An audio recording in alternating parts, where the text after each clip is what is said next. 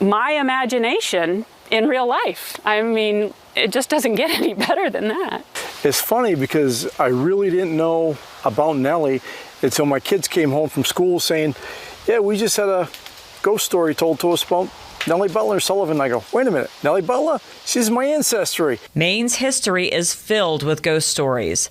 But there's one story that has come full circle. Earlier this year, we introduced you to Michelle Shores, author of the book The Gathering Room, a tale of Nellie Butler. I actually came across Marcus Labrizi's nonfiction book, The Documentary History of the Nellie Butler Hauntings, and as an amateur historian, found the story incredibly fascinating, but history's dry. Michelle continued her search into Sullivan's history and her quest to complete Nellie's story. Original church records are in here.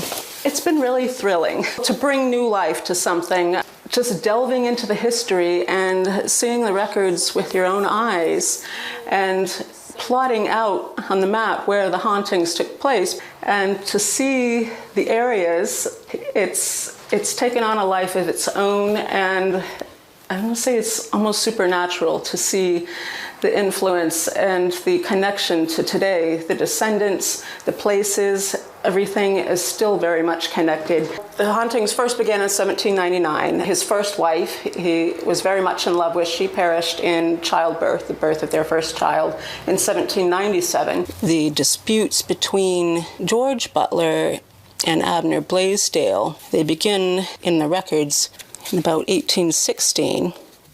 After her deep dive into the past, she found that there were still some gaps in the tale. So I literally woke up in the middle of the night one night and said, well, I'll just write what I think happened. After the book's release, she found that the truth is stranger than fiction. That's been the most incredible piece, almost kind of spooky.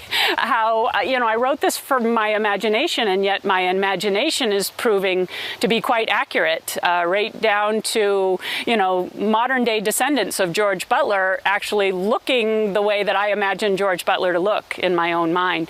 It was amazing because she was coming into play with a lot of things that were real, right up to George being a blonde-haired, 6-foot-plus guy, and a lot of us Butlers were 6-foot blonde hair. Now, with over 1,000 copies of her book sold and downloaded all over the world, folks are learning more about Nellie's story and the town of Sullivan. It's been crazy because it makes me look at different areas all the time when I come through town.